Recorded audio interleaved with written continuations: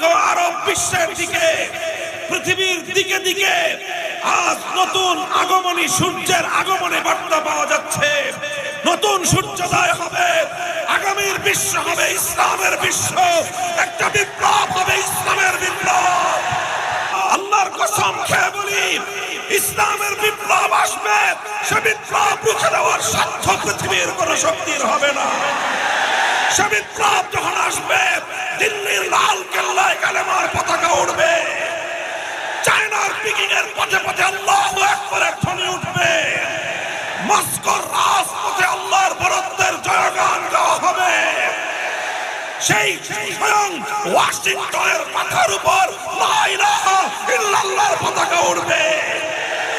ইসরায়েলের পতন ঘটবে, মুজাহিদিনদের হাতে কালেমার ঝান্ডা উঠবে, কালিমার ঝান্ডা উঠবে ইনশাআল্লাহ।